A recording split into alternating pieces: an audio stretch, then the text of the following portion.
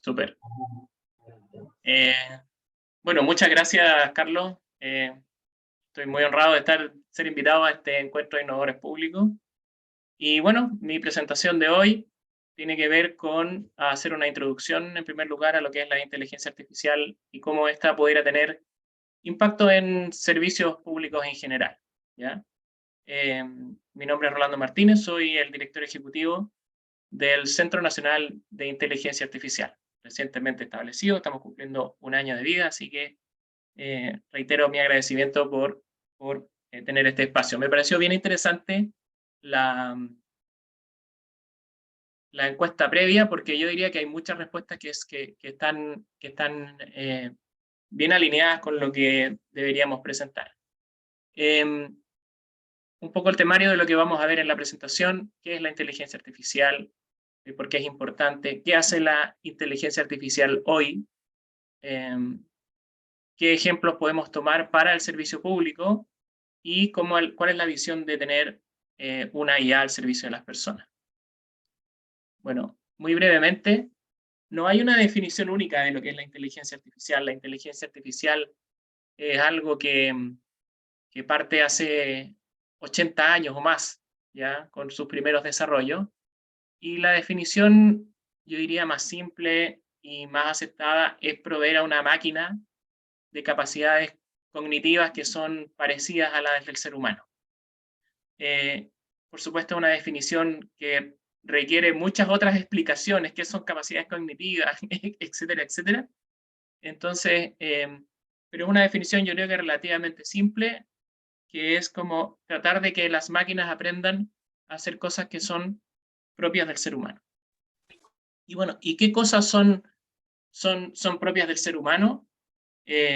Bueno, varias. Fundamentalmente yo diría es un tema de percepción, ¿cierto? Hacer sentido de lo que pasa alrededor de ti, de la información que hay, poder razonar en forma lógica con respecto a algún tipo de problema, pero también poder planificar en forma inteligente, óptima, qué es lo que va a pasar dentro de un futuro cercano.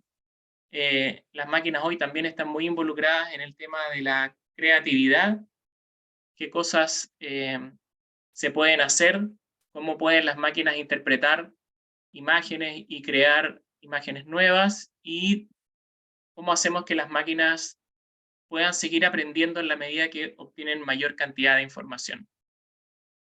Esas son un poco las cosas que nos gustaría que la inteligencia artificial pudiera hacer, ¿cierto? Ahora, hoy por hoy, la inteligencia artificial es algo que como que se nos ha venido rápidamente encima, a pesar de su antigüedad como disciplina. Hoy día vivimos una verdadera irrupción del tema inteligencia artificial. Los modelos de inteligencia artificial hacen cada día cosas distintas y cada vez más impresionantes, cada vez más llamativas, cada vez más cercanas a lo que hacen las personas. Incluso tenemos discusiones con respecto a si la inteligencia artificial es o no equivalente a un ser o a una persona o algo. Hemos tenido discusiones más bien semánticas. Todos sabemos que en realidad detrás de la inteligencia artificial hay solo silicio, máquinas, unos y ceros y cosas por el estilo, pero la forma en que la inteligencia artificial ha avanzado nos hace hacernos varias preguntas. Y bueno, detrás de esta rápida irrupción de la inteligencia artificial hay algunas cosas que es interesante hacer notar. Primero, que tenemos hoy una madurez tecnológica y de disponibilidad de datos que es muy distinta a la que habían 15 años atrás o 5 años atrás, ¿ya? Y eso se puede visualizar como en tres ejes fundamentales. En primer lugar, tenemos equipos computacionales que son mucho más poderosos hoy día que antes. La famosa ley de Moore, ¿cierto? Que cada cierta cantidad de años se duplicaba la capacidad tecnológica, o que lo que es lo mismo, la tecnología bajaba de precio a la mitad. Hoy día se hace realidad. Tenemos también que hemos llegado a grandes volúmenes de datos a los cuales podemos acceder con rapidez. podemos acumular mucho datos. Y en el aspecto científico-técnico, hemos desarrollado modelos computacionales muy avanzados, ¿ya? Y esos modelos computacionales son los que han ido empujando estas nuevas apariciones de la inteligencia artificial para hacer cosas cada vez más nuevas. En la parte computacional hoy día tenemos millones de núcleos que trabajan en sincronía. La inteligencia artificial, a diferencia del cómputo tradicional, no es resolver un problema y después resolver otro. La infraestructura computacional que requiere la inteligencia artificial requiere resolver millones de problemas muy simples, todos al mismo tiempo, ¿ya? Y eso ya hoy día lo estamos logrando. Si ustedes pueden ver por ejemplo, los últimos computadores, en vez de tener 3 core, 4 core, tienen 64 core, ¿cierto? Los nuevos M1, los M2 que están saliendo en los Mac son ejemplo, por ejemplo, de eso. Tenemos data equivalente a cientos de vidas leyendo. O sea, si uno empieza a ver los datos con que se entrenaron los últimos modelos de IA, una persona son cientos de años de vidas de personas leyendo y leyendo documentos que están disponibles y que los algoritmos los están consumiendo en forma muy rápida. Y por último, estos modelos que estamos definiendo, detrás de ellos hay una serie de parámetros. La cantidad de parámetros, 175 billones de parámetros tienen los modelos más nuevos, se acercan al número de neuronas del cerebro. Eso no implica que ya estemos a la altura de hacer un cerebro artificial, porque estos parámetros, las neuronas hacen cosas que son a veces muy diferentes a las que uno puede hacer en el silicio. Pero sí estamos en niveles de números bien complejos y bien altos que era imposible alcanzar hace un tiempo.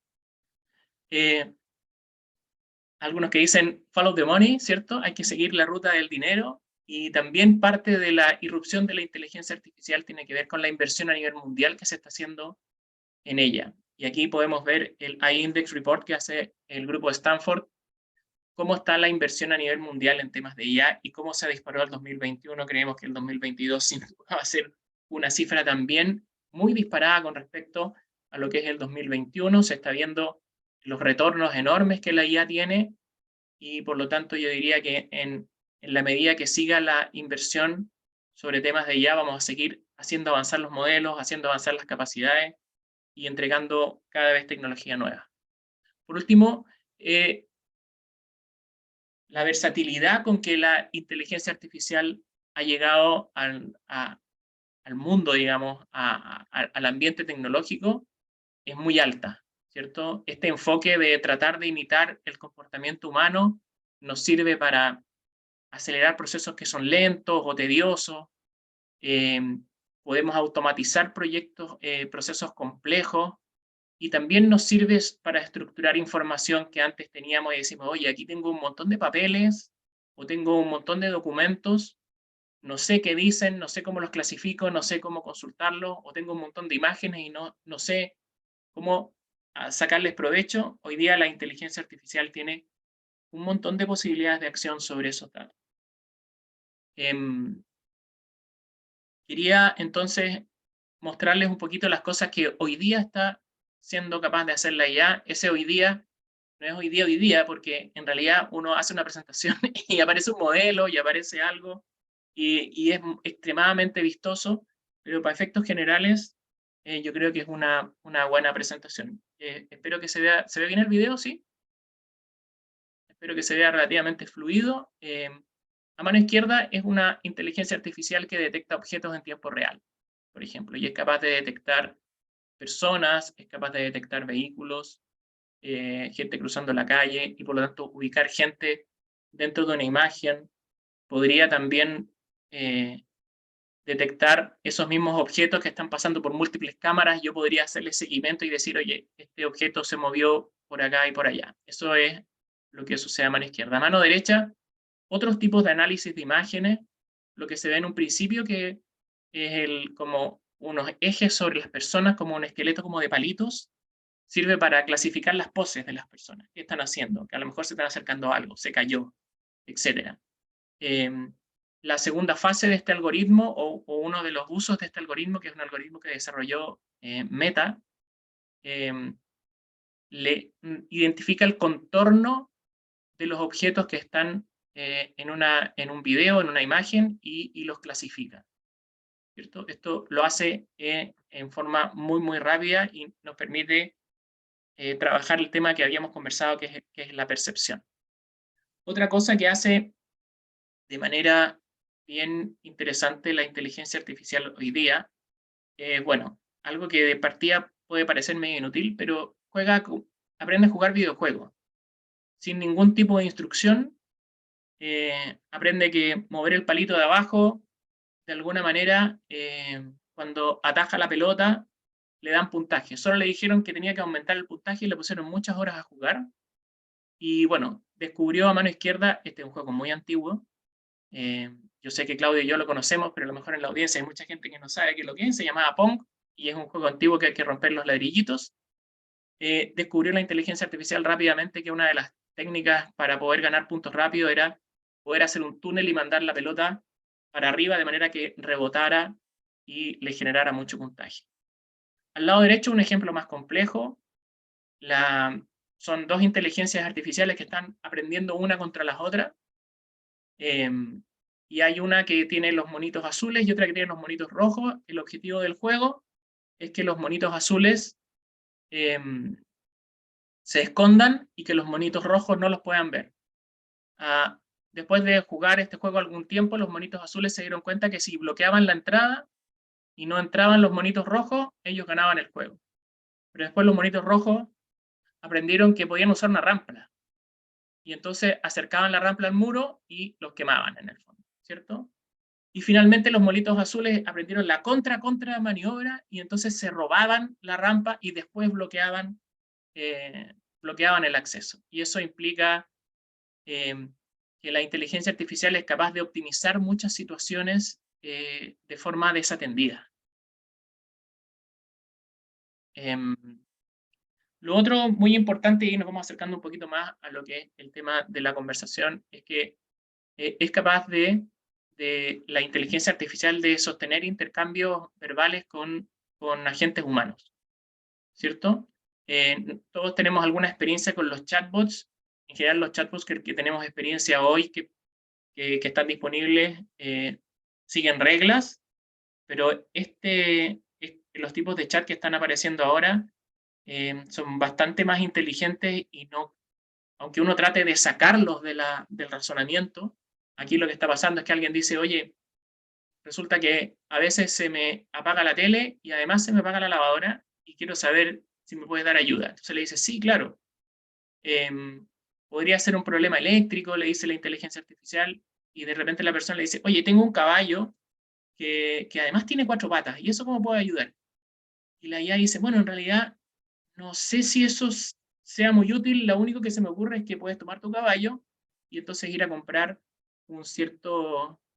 irte a un nuevo lugar y entonces usar una nueva lavadora por allá, ¿cierto? Entonces está mostrando que la IA no se deja llevar por palabras o conceptos que están fuera de su esquema de conversación más básico. Otra capacidad importante que tiene la IA es, por ejemplo, hacer resúmenes. Aquí lo que tenemos es, tenemos una descripción del sistema de Júpiter dentro del sistema solar y le estamos pidiendo que la resuma como si fuera un niño de segundo básico. Y entonces efectivamente toma eso y hace un resumen. Otra capacidad muy interesante es que la IA llama por teléfono a una peluquería para concertar una cita.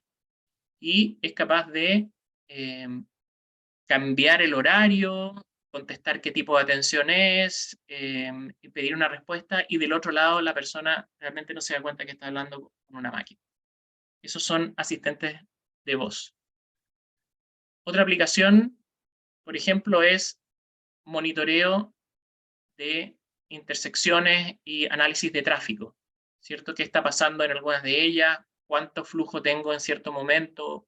Si está ocurriendo algo inusual, si se interrumpió ese flujo,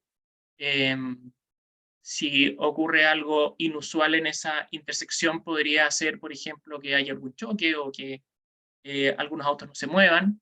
A mano derecha se toma esa misma información y se hacen simulaciones, de manera de, por ejemplo, el sistema inventa algunos automóviles que tienen que girar y ve cómo reaccionaría el resto del flujo que pasaría.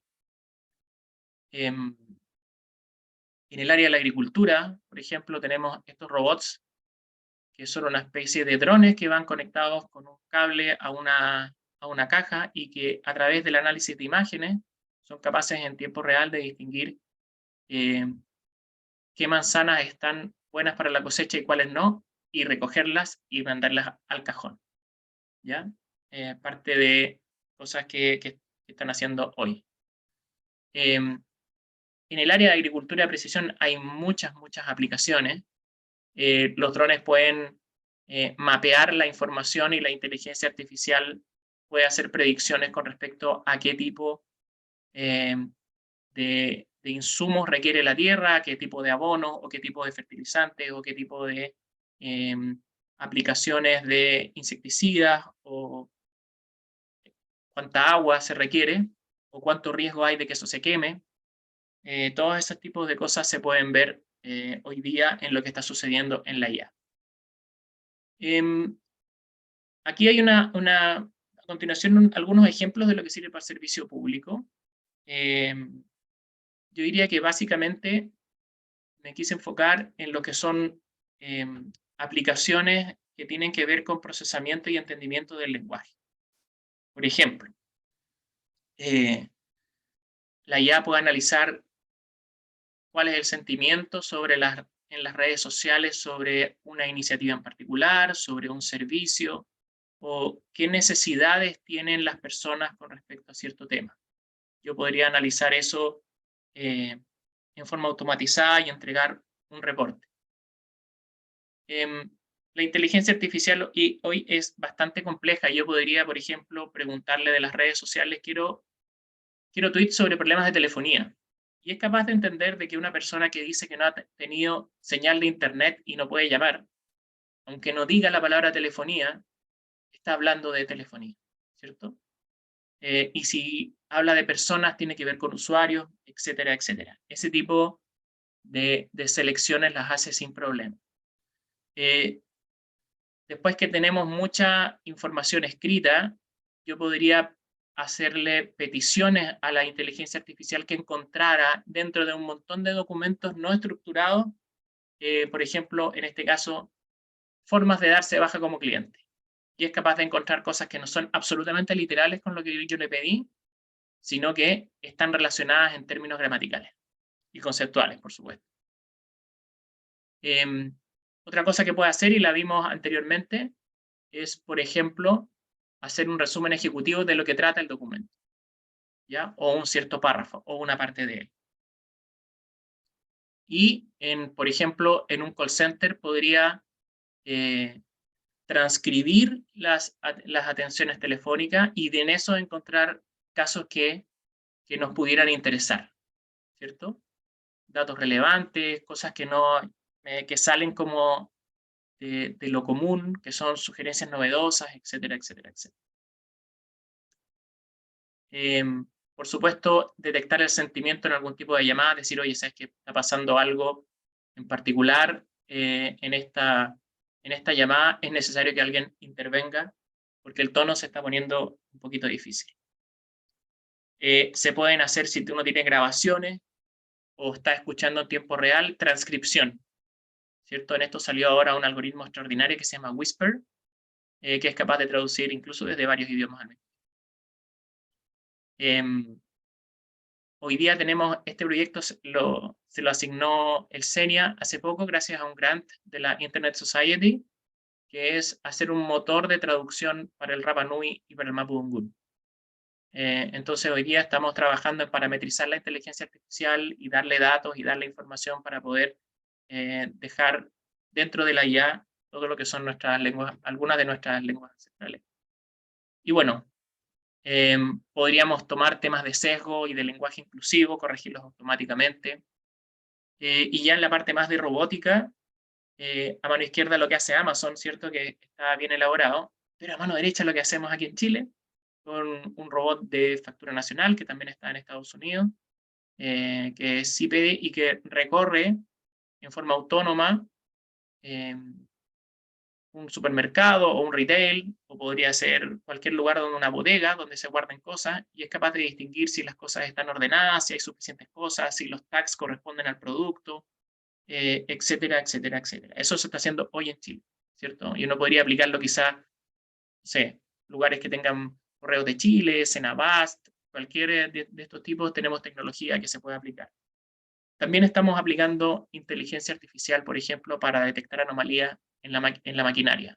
Análisis de imágenes termográficas, nos permiten cualquier tipo de maquinaria pesada detectar si los patrones de calor, por ejemplo, son inusuales, que probablemente vamos a tener que mandar la revisión antes de que se eche a perder y tengamos que arrastrarla desde alguna parte donde no tenemos acceso. Esta aplicación yo diría que es una de las más importantes que estamos haciendo hoy. Estos son médicos que se están entrenando en habilidades quirúrgicas, supervisados por otro médico. Lo que estamos haciendo hoy es que esas intervenciones se graban y la inteligencia artificial es capaz de determinar en qué parte de la cirugía el médico se saltó el protocolo y por lo tanto cometió probablemente un error o alguna falta. Y por lo tanto, el médico que es instructor no tiene que revisar horas y horas y horas de cirugía, sino que se le dice, mira, ¿sabes qué? Te sugerimos revisar este tramo y este tramo y este tramo, porque en esta sección probablemente hay algo que debas mirar. Y esto se puede aplicar para cualquier tipo de video donde haya una anormalidad. Si yo soy una persona que está a cargo de la seguridad y tengo que mirar 100 cámaras, probablemente me ayudaría mucho que la IA me dijera, oye, en la cámara 2 y en la cámara 4 hay algún problema, concéntrate en eso. Finalmente, también hay aplicaciones para logística de última milla. ¿Cuáles son las preferencias de usuario? ¿Cómo mover objetos de un lado para otro, dadas ciertas restricciones de carga, capacidades, etcétera? Todos los temas de optimización. Darle un cierre un poquito en esta parte, los objetivos de la inteligencia artificial para el sector público establecidos por la OECD al 2019. Y a mí me parece súper importante que la IA es un motor para generar servicios que son más cercanos a la ciudadanía y por lo tanto aumentar su bienestar. Y por lo tanto la IA tiene que servir para fortalecer la participación ciudadana, para mejorar la eficiencia de los servicios y liberar recursos de tareas que son más repetitivas a tareas de mayor valor agregado. Y tener alguien también decía cuando qué es lo que es la IA, como alguien dijo más o menos, mira, es predecir cosas de lo que viene para adelante. Sí, efectivamente.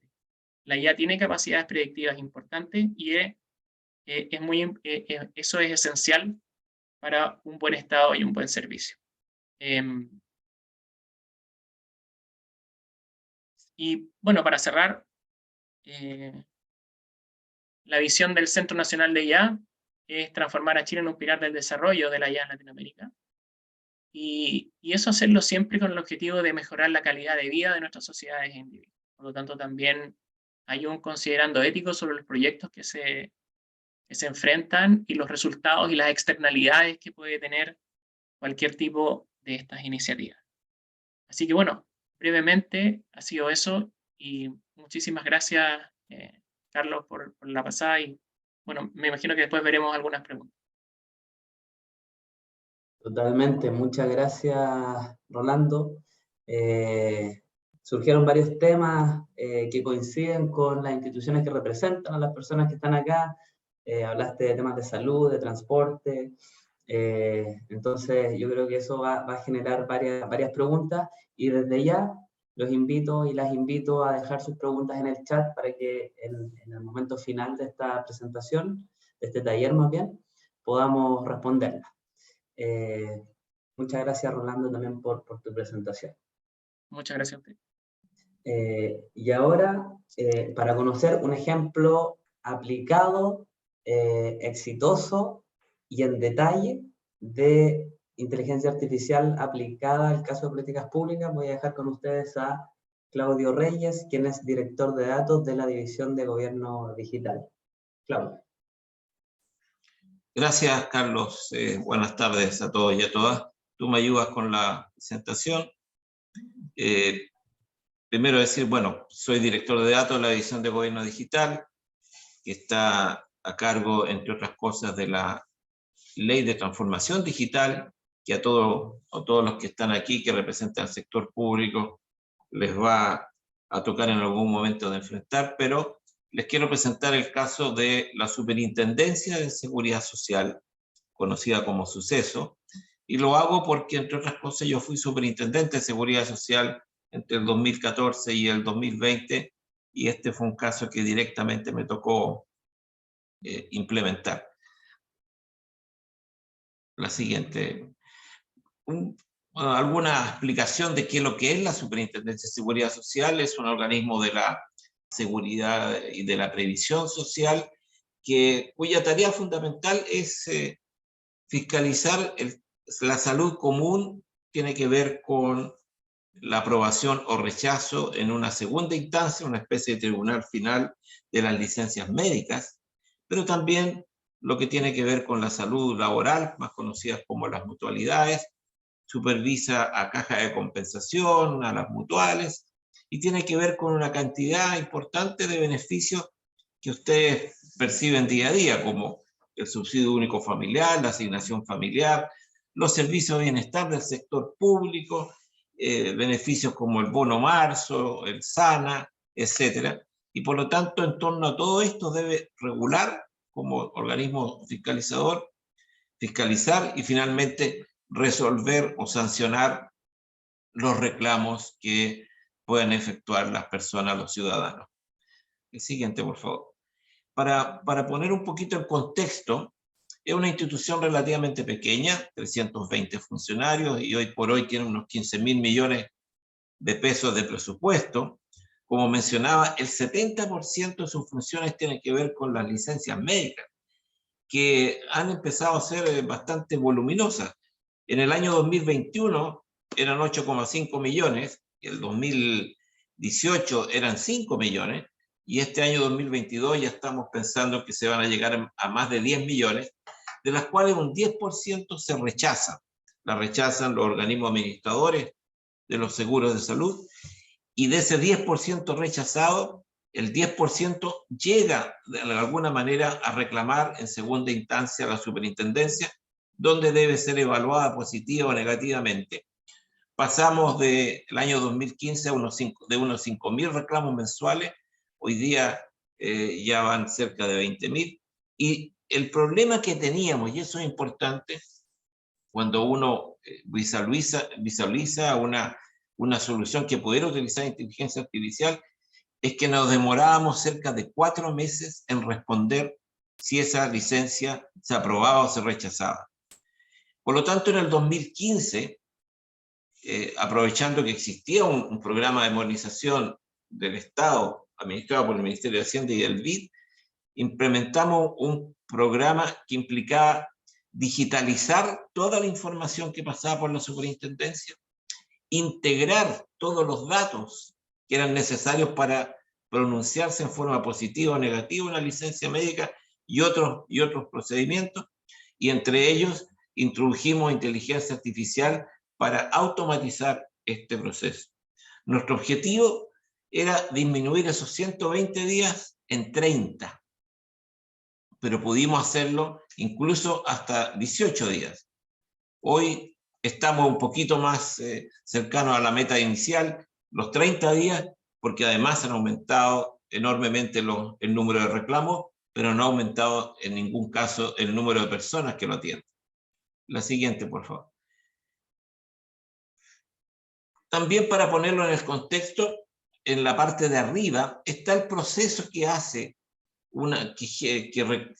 digamos, recorre una licencia médica cuando se está en una ISAPRE. Esto parte en un hospital, parte en una consulta médica, donde un médico emite una licencia médica, el trabajador cotizante está obligado a llevarla a su empleador, el cual a su vez después está obligado a llevarlo al administrador del seguro médico, en la ISAPRE. La ISAPRE puede rechazar o reducir incluso la licencia médica, ante lo cual la persona tiene derecho a reclamar a la CONPIN, y si la CONPIN vuelve a rechazar, tiene derecho a reclamar ante los sucesos.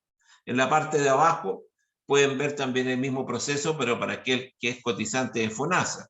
Ahí la CONPIN se vuelve a repetir en una primera y en una segunda instancia de apelación, pero finalmente, si esa licencia es rechazada, existe la posibilidad de apelar ante la suceso. Es un largo flujo que tiene impacto en varios segmentos. Aquí entra salud, entra el sector trabajo, etc. Por lo tanto, requiere una integración de muchos datos a lo largo de este proceso.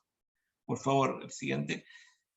¿Y qué es lo que dijimos? ¿Cómo enfrentamos este problema cuya meta principal, no hay que olvidar, era reducir los tiempos de respuesta? Utilizamos primero una estrategia de cero papel.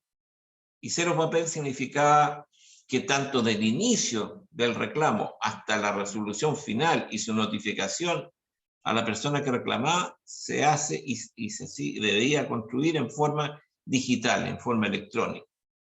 Segundo, integrar datos. 22 bases de datos, mutuales, caja de compensación, FONASA, ISAPRES, AFPs, etcétera, debían aportar datos para poder pronunciarse. Y por último, un modelo de predicción de casos. La superintendencia tiene una cantidad importante de historial de la salud de todos los chilenos, tanto salud común o como salud laboral. Y el foco principal era resolver el problema usando las tecnologías con un concepto eminentemente ciudadano. Y por lo tanto, ese fue lo que transformamos este modelo operativo que veían ustedes antes, y aquí hay una cantidad importante de conceptos, lo digitalizamos, y por lo tanto desde el inicio, desde el ingreso, había un formulario que se hacía a través de la web. Hoy día, y la pandemia aumentó esa utilización, el 95% de las cosas se hacen a través de la web, pero ya al partir en el ingreso, ustedes pueden ver aquí en el lado izquierdo, se empieza a hablar de un modelo predictivo, y ese modelo predictivo en el ingreso de la licencia médica reclamada, en el momento incluso en que se emite la licencia médica en el consultorio, en el hospital, es posible ir construyendo ese modelo predictivo para saber si va a llegar o no a la superintendencia. Y ese caso es seguido, se abre este caso, hay una revisión automática y digamos digital de los documentos, hay una asignación inteligente al profesional que lo va a revisar si es que es necesario. Ese procedimiento se elabora automáticamente una respuesta dependiendo del caso, hasta, como digo, finalmente hay una notificación electrónica a la derecha, que es por correo electrónico, a la persona le llega la información de lo que se resolvió. Ustedes personalmente, ahí nos salimos, perdón, perdón, se salió la presentación, o Carlos se cayó. Parece que Carlos. Ah, es Carlos, ya.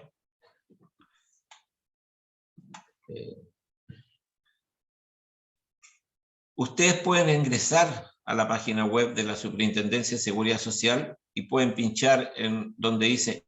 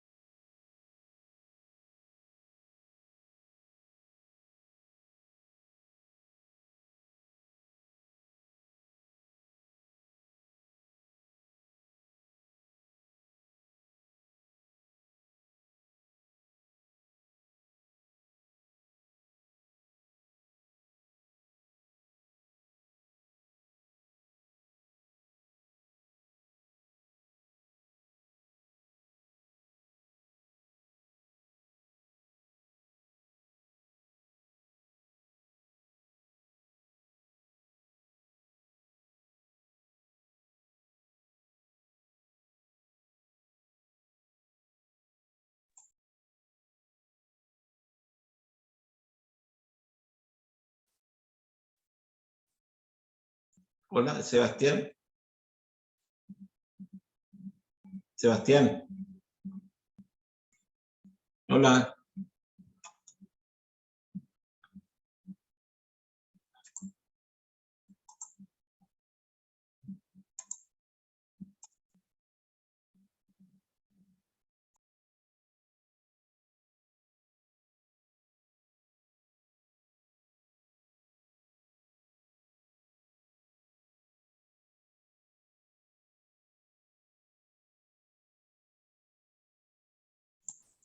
Hola, Sebastián.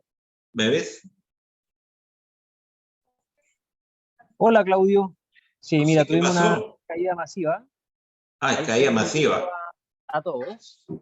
Ah, ok. Ya. Hola, hola a todos, a todas. Les pedimos disculpas. Tuvimos una caída masiva de internet, así que les pedimos comprensión. Gracias por la paciencia. En breve va a volver a compartir pantalla Carlos para Ok. poder continuar con la presentación en la que estaba. Así que gracias por quedarse en la espera del lobby y aguantar. Sabemos que el tema está muy interesante, así que esperamos recuperar el tiempo. Vamos a seguir admitiendo a los que están entrando. Mientras logra recuperar la señal, la conexión, Carlos.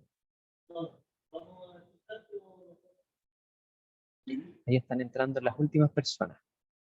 Estamos más o menos, creo que estamos casi todos. Yo, la última vez que pasé por acá, habíamos algo así como 72 personas conectadas y seguimos habiendo 71. Así que esperamos retomar en breve.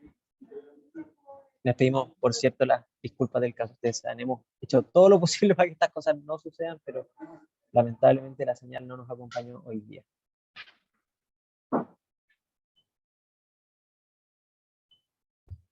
Bueno, les recordamos que pueden ir dejando preguntas, comentarios, y veo que por ahí ya hay una conversación activa en el chat para aprovechar también estos momentos de espera. Mientras se Imagino conecta que la voz. Carlos, no sé si se alcanzó a escuchar, yo les mencionaba que pueden ingresar a la página web de la Superintendencia de Seguridad Social y conectarse en mi portal, ponen su clave única, y pueden ingresar a todos los datos que hoy día la superintendencia tiene de usted en términos de las licencias médicas, de salud laboral, salud común, incluso otros datos del registro civil, algunos beneficios, que está reflejando la interoperabilidad que se hizo con todas las bases de datos para dar respuesta a esta consulta, si una licencia médica podía ser aprobada o rechazada.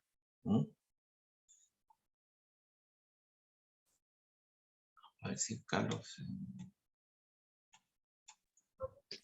Ya, ahí estábamos viendo con Carlos que está entrando, así que Ya. solo un instante más de espera.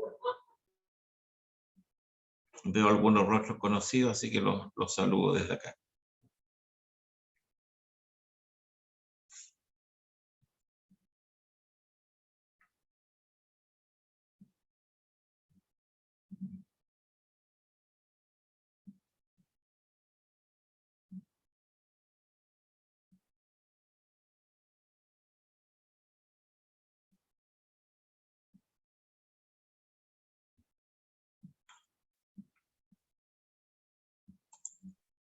Ya, ahí estamos iniciando.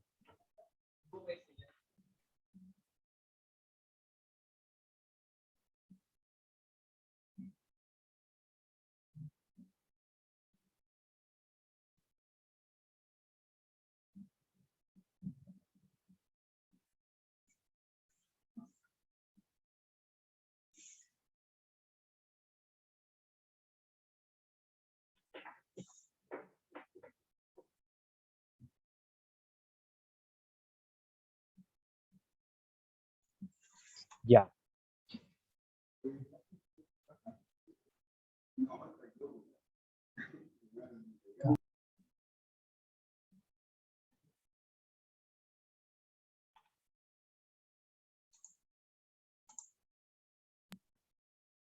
Ya, ahora sí.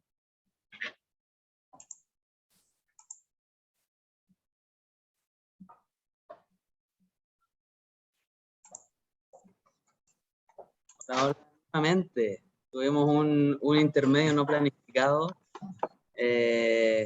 producto de los desafíos tecnológicos. Pero estábamos en la presentación de Claudio. Sí, si puedes reponerla. Totalmente, voy allá. Pedimos las disculpas del caso y aquí entonces está la presentación de Claudio. Bueno, pasa a la siguiente, si querés. Bueno, como decía, aquí una parte importante para poder aplicar alguna herramienta de inteligencia artificial, ahí nos salimos de nuevo, Carlos, tiene que ver con la integración de datos.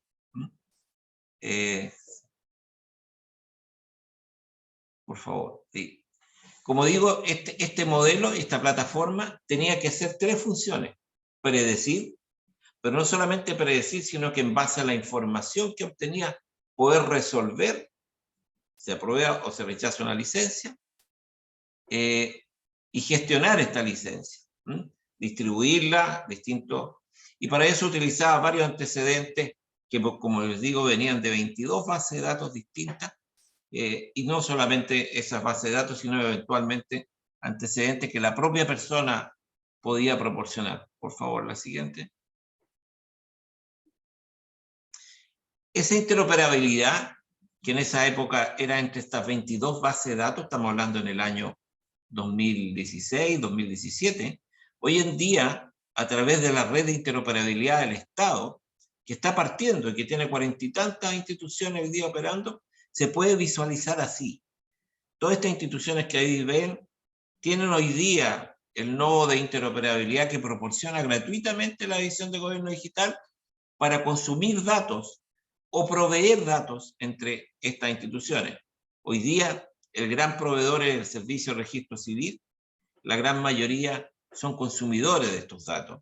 Pero es interesante visualizar qué es lo que hace la red de interoperabilidad, que es este intercambio de datos, que fundamentalmente lo que persigue es no pedirle datos al ciudadano que el Estado ya posee. La siguiente, por favor. Y en el caso de la superintendencia, si vamos de abajo hacia arriba, más de 600 instituciones proporcionaban datos. Y por lo tanto hay una cantidad, como les digo, de millones de datos que están distribuidos en todas estas instituciones, que se integran en una serie de sistemas administradores y que finalmente arriba desembocan en 2 grandes alimentadores de estos procesos. Uno dedicado al ciudadano, que es mi portal, y ya se lo mencionaba, y otro que es el procedimiento administrativo electrónico, algo que nosotros en la Ley de Transformación Digital llamamos gestor documental, el instrumento interno de la institución que hace esta labor de predicción y que transforma esto en un expediente finalmente. La siguiente. Algunos datos me parece... sí, la siguiente, por favor. Algunos datos, como les mencionaba, más de 12 millones de documentos electrónicos al año son estandarizados, con 70 millones de transacciones anuales y 200 millones de registros, que provienen de más de 600 entidades públicas o privadas, son los que manejan la Superintendencia de Seguridad Social. Esto le permite, y permitió en su momento, la siguiente, por favor, construir este modelo de inteligencia artificial, que tenía varios componentes. Uno era poder anticiparnos al reclamo. Como dije, desde el momento en que se emitía la licencia médica, dado el patrón, dado la enfermedad, dadas las circunstancias, uno podía saber si esa persona iba a ser o no, entre comillas, un cliente de la superintendencia. Por lo tanto, podíamos tener la documentación necesaria para resolver ese reclamo en forma anticipada, acortando los días de respuesta. Un segundo uso de esta inteligencia artificial tiene que ver con la asignación inteligente, es decir, qué profesional, la superintendencia tiene médicos, tiene abogados, qué profesional era el más idóneo para atender ese caso. una especialidad era el manguito rotador, estamos hablando de una rodilla, estamos hablando de un tema psiquiátrico. ¿Cómo asignarlo de tal manera de optimizar el uso de los recursos? Pero dado que el caso tenía una alta ocurrencia y por lo tanto había un modelo en el cual se había construido una predictibilidad que superaba un umbral que nosotros considerábamos que ya se podía aplicar y ser lo suficientemente ético para que no tuviera un grado de fallo que pudiera implicar una respuesta negativa, aplicábamos el modelo y el modelo ya proponía una resolución al profesional que tenía que firmar. Le decía que si usted, y si usted mismo incluso ha fallado de esta misma manera en todos estos casos, le propongo que resuelva de esta manera con esta redacción. Y si está de acuerdo, pinche aquí. Y si está aún más de acuerdo, aplique su firma electrónica avanzada en esta resolución. La ética en este tema es un tema interesante. En el link pueden ver ahí un documento que la División del Gobierno Digital ha elaborado respecto a ética en algoritmos, porque claro, estamos hablando de una licencia médica. Puede significar una muerte, puede significar una enfermedad que no está siendo atendida en el caso de rechazo. Por lo tanto, definir el punto en el cual vamos a aplicar la solución de inteligencia artificial era importante. Y por último, una última aplicación de la inteligencia artificial, en nuestro caso, que todo esto nos reducía el margen de error y nos reducía también los tiempos de respuesta, era saber quién iba a quedar descontento con la resolución que la superintendencia aplicaba. Esto, por la siguiente, por favor, aplicó un modelo matemático, conciencia a la computación, pero lo más importante para construir el modelo, el algoritmo predictivo, fue el conocimiento del negocio. Es muy difícil que una persona tenga los tres conocimientos, conocer el negocio, la ciencia de la computación y las matemáticas. Probablemente la ciencia de la computación y las matemáticas es algo que se puede contratar externamente, pero el dominio del negocio solamente lo tienen los propios funcionarios del servicio. Y a veces hay que hacerse la pregunta si no es mejor entrenar a quienes conocen el negocio para identificar los problemas que hay que resolver. Todo esto se puede complementar con un trabajo de equipo, que no es necesariamente es solamente analítica de datos o machine learning. Aquí la importancia fundamental está en tener una base de datos digitales. Me parece que en el chat ya también se incorporó un vínculo de quienes están más interesados en el modelo matemático, las distintas pruebas que se hicieron, pueden irlas revisando. Para poder implementar este proceso, esto no es un proceso del área de tecnología ni del área de estudios, esto es un proceso que requiere la participación de todas las instancias de la organización. Tiene que estar involucrado a nivel directivo, tiene que estar involucrado, por cierto, el nivel técnico, pero también tiene que considerar el factor humano. El uso de estos mecanismos tiene un impacto importante en la organización. Su administración se llama gestión del cambio. Y es un elemento que normalmente es olvidado en la aplicación de soluciones de este tipo y en todo el proceso de transformación digital. La siguiente. Por lo tanto, hay que considerar siempre que hay desafíos. Uno de los desafíos muy importantes tiene que ver con la desconfianza que va a tener la aplicación. Esto no fue un proceso fácil. Tuvimos que convencer a médicos y abogados en que esto se podía utilizar y que por una parte era legal y por otro lado que era ético. Hay un tiempo de evangelización al interior de la organización para ir implementando la solución. Y por lo tanto, esto va colocando algunos impedimentos o dificultades que hay que ir superando y que también al mismo tiempo hay que ir bajando las expectativas para que nadie se arme una ilusión de que esto lo va a solucionar todo. Siempre van a haber casos que van a requerir la intervención humana. Siguiente. Ahí acaba de pasar a la siguiente, Claudio. Ya. Ahora, Una de las grandes trabas que tenemos, y todos lo conocemos, es la incapacidad o la dificultad cultural para compartir datos entre las reparticiones del Estado. Crear una red de interoperabilidad requiere un cambio cultural. Está toda la cultura del convenio y la naturaleza humana que es resistente al cambio. Todavía en la superintendencia existen algunas dificultades para aplicar estas visiones. En algunos casos, como mencionaba, nunca el modelo matemático va a ser un reemplazo total del sentido común, pero sin duda facilita el actuar de la institución. Siguiente.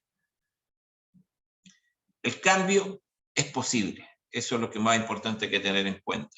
La superintendencia es una institución que hoy día ya tiene 92 años de vida y tuvo que reinventarse para poder conservar la capacidad de ir respondiendo, porque con 120 días de respuesta que teníamos, los conflictos iban a ser comunes. Yo creo que si hay alguno por aquí que trabaje en las CONPIN, sabrá lo que significa esa situación. Siempre no es necesario estar pensando en una solución muy sofisticada. A veces se requiere, y lo vamos a ver un poquito más adelante, simplemente determinar aquellos casos que son automatizables. Es necesario lograr esta integración. Si de alguna manera vamos a tener que avanzar en esto. Hay una ley de transformación digital que establece un principio de interoperabilidad, pero sin duda va a haber que trabajar mucho para que ello se pueda lograr. Y aún así, perdemos mucha información que está disponible y que podríamos permitirnos avanzar incluso más. La siguiente. Me parece que ahí estamos. Esa fue, sí, la última, Claudio. Ya, vamos a redondear un poquito los conceptos en el caso, en las herramientas, cuando observemos las herramientas. Gracias a todos. ¿Te parece, Claudio, si las vemos inmediatamente? Porque no queremos que los asistentes, las asistentes a este taller se vayan sin una herramienta. Entonces, para eso vamos a presentar brevemente dos herramientas. Una, como les comentaba al principio, simple, que todos pueden usar y en la cual todos pueden participar en las instituciones en las que ustedes son parte. Y otra que tiene un poco más de complejidad técnica, pero vamos a dar algunos tips para poder implementar. Entonces, para eso voy a compartir nuevamente mi pantalla. Y vamos entonces a tratar de responder la pregunta, ¿cómo puedo empezar a usar la inteligencia artificial en mi institución? Y para eso dejo con ustedes nuevamente a Claudio. Bueno, yo les voy a hablar de un concepto que es relativamente antiguo, desde los años 60, conocido como los círculos de calidad. Pero teníamos que enfrentar, como les decía, reducir los tiempos, y la solución tecnológica que estábamos buscando se iba a demorar un poco. Por lo tanto, recurrimos a esta herramienta, el círculo de calidad, que no es más ni menos que establecer una mesa de trabajo entre un grupo reducido de personas que comparten en la misma área de trabajo y normalmente comparten un problema o un proceso, para que periódicamente se reúnan dentro y fuera del trabajo, en forma voluntaria, con el objeto de mejorar ese servicio, ese producto, ese proceso. Son las personas que están en el negocio, las que conocen los problemas, los pesares, los dolores, que pueden ir aportando a esto. Siguiente. Es una metodología simple, en la cual tiene que haber un líder, y normalmente es bueno que sea un líder natural, no impuesto. No tiene que ser el encargado de la sección o del lugar donde se está trabajando. Un facilitador, que por lo general es alguien que puede venir de un área como recursos humanos, algo así. También podría ser eventualmente un externo. Y alguien que se encargue de tomar nota para que establezca las conclusiones, que en ningún caso son conclusiones que van a ser vinculantes, sino que al final quedan a la decisión de la jefatura del servicio o de la empresa. El siguiente. Y la metodología es bien simple. Es solucionar el problema a resolver. Esto es sentarse a pensar por qué algún documento, algún proceso llega en la condición que llega. No solamente a reclamar por algo que me mandan mal, sino a preguntarle al otro por qué hace eso que a mí me significa más trabajo. Definir el estado actual del problema, recolectar datos, seleccionar soluciones y establecer un plan, y un plan que se tiene que seguir mientras se ejecuta y se evalúan sus resultados para tener un control a ver si se produce un proceso también de mejora continua. Esa es la metodología que se propone y tiene varios beneficios, no los voy a leer todos, pero claramente reduce los costos, reduce los tiempos, hay mejora de productividad, hay mejora en las relaciones humanas, ya no es un factor de discusión o un factor de, como digo, de reclamo, una promoción del trabajo en equipo, comunicaciones, en fin, hay varios temas que solamente se están logrando con un método que no está significando una implementación muy complicada, es sentarse a conversar y analizar de por qué hago lo que hoy está haciendo. Siguiente. Y esto es un concepto que quisiera establecer. No todo proceso en la inteligencia artificial es un ejercicio completo. No todo requiere robots, no todo requiere algoritmos matemáticos de alta complejidad.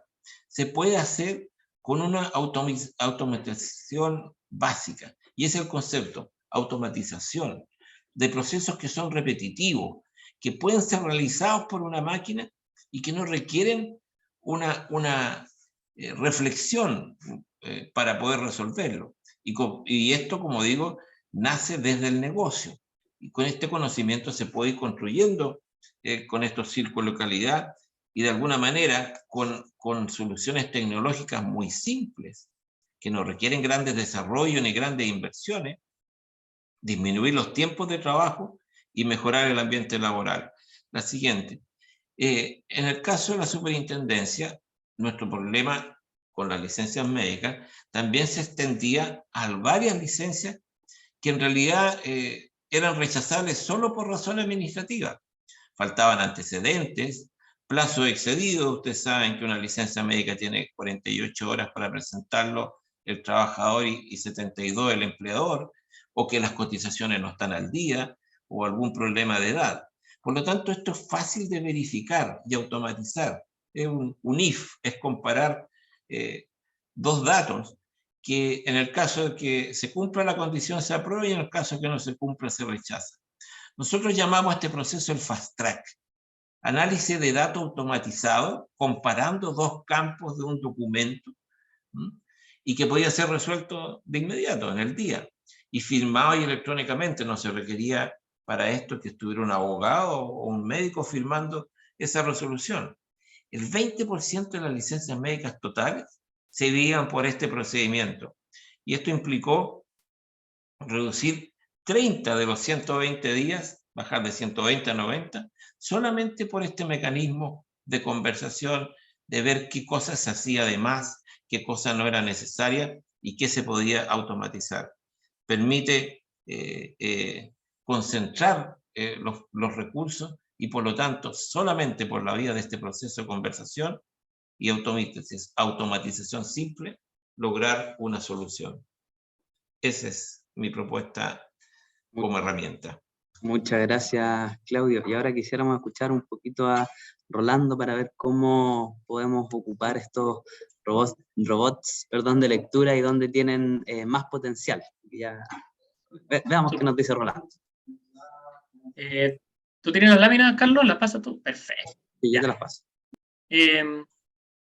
Nos quisimos enfocar acá en un ejemplo que es como bien transversal al sector público, que es el caso de las OIRS.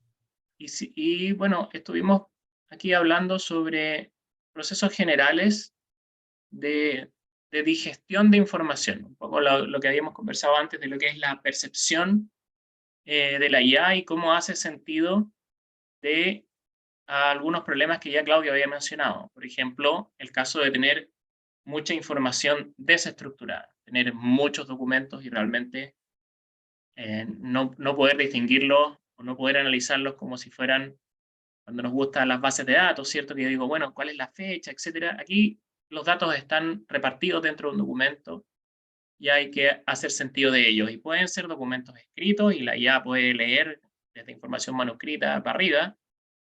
Pueden ser correos electrónicos o redes sociales, pero este ejemplo también aplica si uno tuviera, por ejemplo, un servicio donde tiene que analizar imágenes. La IA también es capaz de hacer sentido de las imágenes, pero yo creo que el ejemplo de la información escrita es bastante simple y bastante transversal. También hay otras capacidades, como por ejemplo transcribir archivos de audio, conversaciones, y también podrían entrar en este flujo, ¿cierto?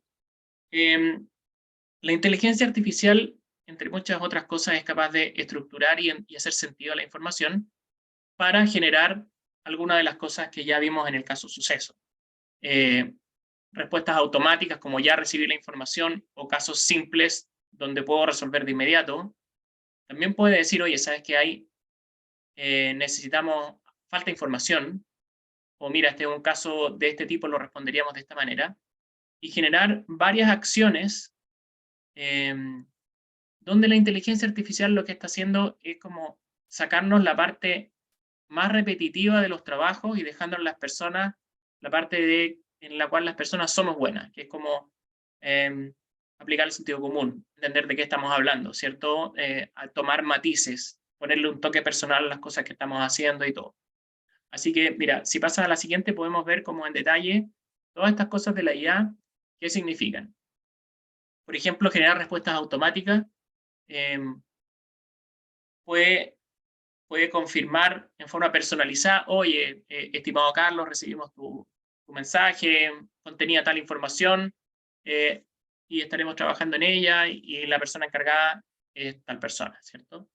O lo que comentaba Claudio, casos simples donde yo puedo rechazar de inmediato, por ejemplo, decirle, mira, sí, tu reclamo, pero está fuera de plazo, o tienes un requisito que no cumple, y por lo tanto ir limpiando la cola de aquellos casos más repetitivos para que las personas encargadas de responder se concentren en los casos más importantes, ¿cierto?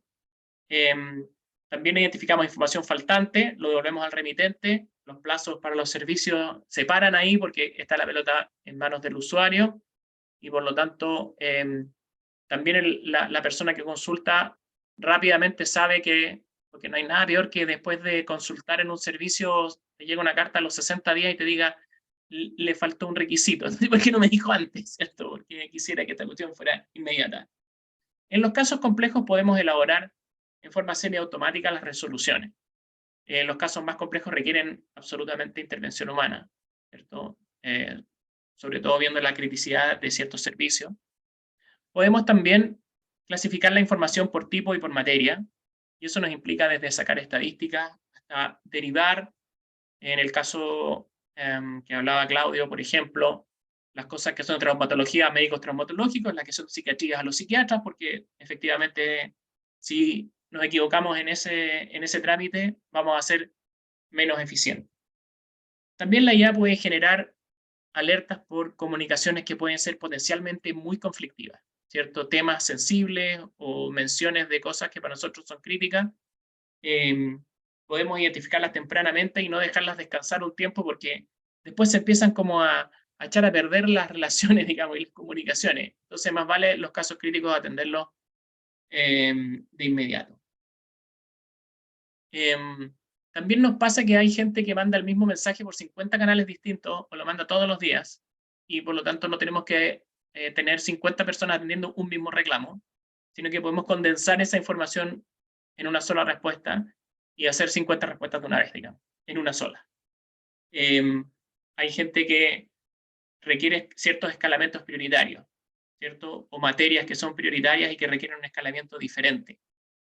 Y cuando uno asigna, bueno, también hay ciertas personas que tienen capacidades de casos más complejos y otras de casos más simples, y por lo tanto cómo resolver mejor este tema.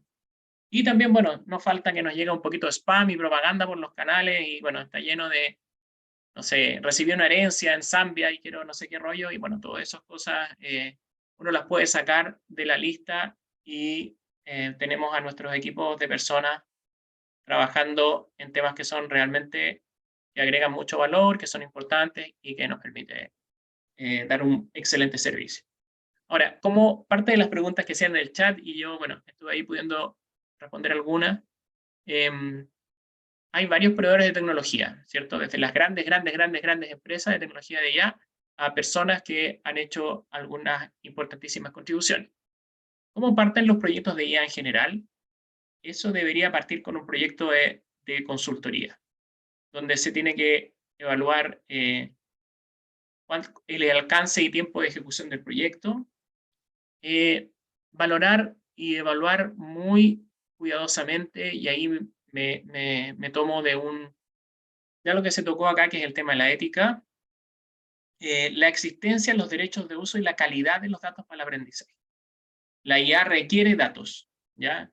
Al revés, los datos son bien inútiles si nosotros no los ponemos a trabajar, y la IA es especialista en hacer brillar todo tipo de información. Pero hay veces en que tenemos que tener mucho cuidado sobre si estamos afectando derechos personales al usar cierta información y ciertos datos. Entonces hay que tener harto ojo en eso. Por supuesto, parte de lo que comentábamos con los círculos de calidad, la disponibilidad de expertos internos en el proceso de optimizar. Uno no puede esperar llamar a un tercero que viene desde afuera y que entienda a cabalidad el proceso que se quiere automatizar. Probablemente eso no nos va a generar buenos resultados. Es importante generar también un sistema de control de calidad, y por lo tanto esta consultoría debería decir, mira, alguien va a revisar que los resultados que está generando la IA sean consistentes, y cómo lo vamos a ir mejorando continuamente en la medida que llegan más datos. Después de este proyecto de consultoría hay que ejecutar el proyecto, y ahí viene la construcción del modelo. Hay que identificar el modelo óptimo para hacer la tarea que necesitamos. Hay que entrenarse con los datos que estén disponibles. El proceso de entrenamiento, la IA no se programa, se entrena, y después se pone lo que se llama a inferir, ¿cierto? En el caso del entrenamiento, es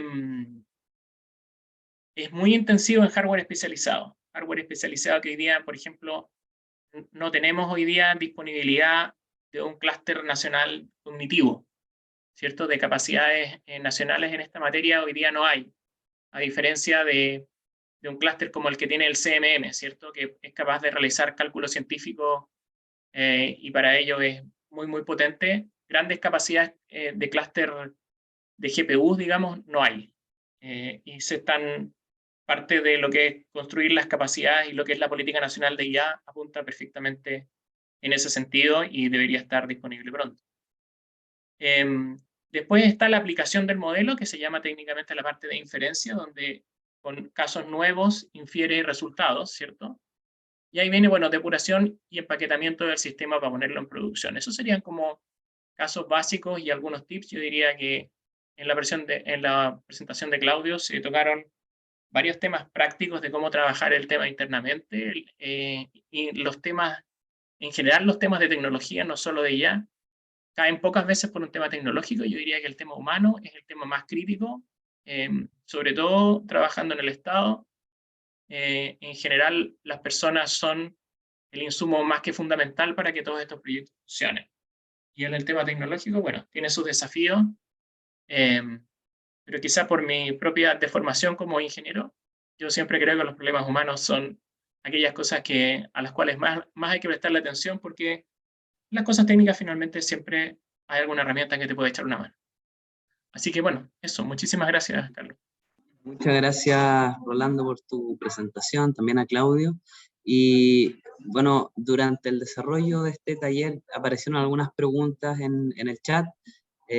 Rolando, tú tuviste oportunidad de responder algunas, pero quisiera plantear una de Carola Fernández, que se relaciona un poco a lo que estabas hablando tú ahora, a propósito de cómo llevar a cabo esto y cómo tener esa capacidad de cómputo. Entonces, Carola nos dice: mi duda es cómo enfrentar el tema del entrenamiento de una IA en el servicio público, ya que esto usualmente implica uso de nube o hardware especializado o clúster de tarjetas gráficas.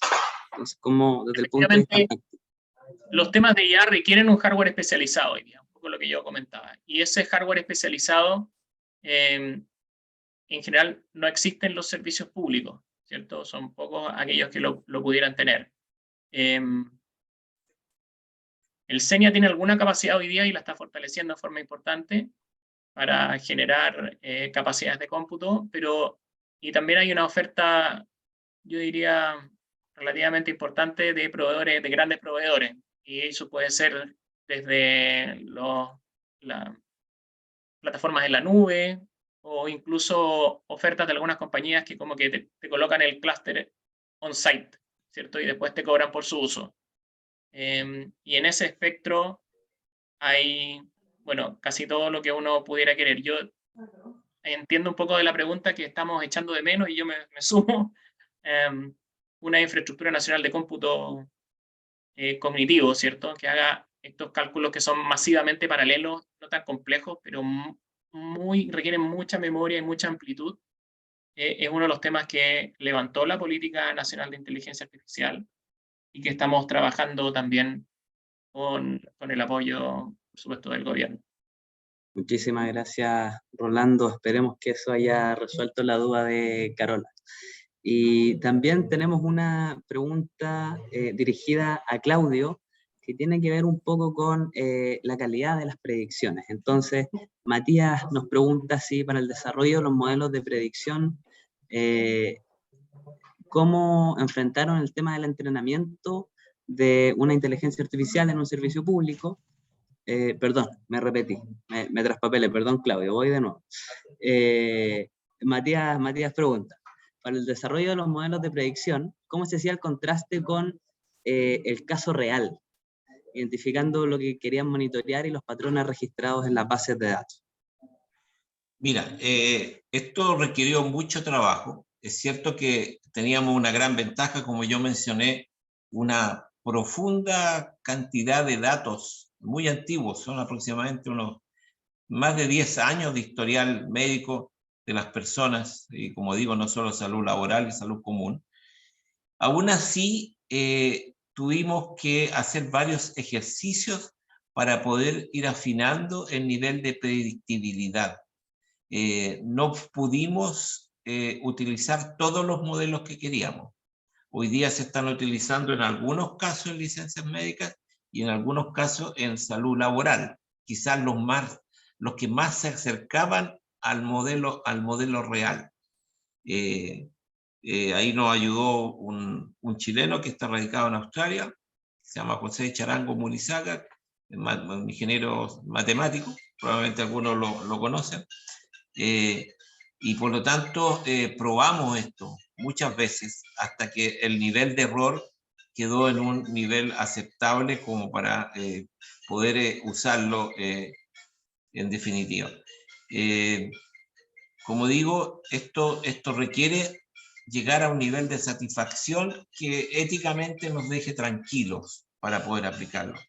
Ahora, el nivel de predicción iba mucho más allá que lo que decía Rolando, de obviamente lo que es de un psiquiatra, dárselo a un psiquiatra, sino también decir cuál de los psiquiatras que teníamos era el más especialista en esa subespecialidad, dado su historial de licencias médicas que había aceptado o rechazado en su permanencia en la superintendencia. Entonces, fuimos afinando en este árbol de inferencia, ¿no es cierto?, o de valles, que si quieren usarlo, agregando subniveles que permitieran ir haciendo ese afinamiento. Súper, muchísimas gracias, Claudio, por tu respuesta. Esperamos haber respondido a Matías y a Cristian, que también hizo una pregunta similar sobre sesgo. Y ahora, para terminar, solo quería pedirles una última cosa, porque nos interesa mucho haber dado un buen taller, a pesar de las dificultades que tuvimos, y para eso les pido si pudiesen darnos su opinión, y para eso preparamos una breve encuesta, son 5 preguntas, les va a tomar 2 minutos máximo, y pueden acceder a ella a través de ese código QR que aparece en pantalla, o bien a través del link que acaba de mandar Ninoska en el chat del evento. Yo, por mi parte, les agradezco a nombre de, creo también hablar a nombre de Rolando, de Claudio, de Ninoska y por supuesto que de todo el laboratorio, agradeciéndole a ustedes la presencia y las preguntas, que también estuvieron muy interesantes. Así que con eso nos despedimos y muchas gracias. Los invito a seguir en Zoom Events y ver los talleres que vienen en el bloque ahora de las 4:30, que van a partir en 5 minutos. Que estén muy bien, muchas gracias. Adiós.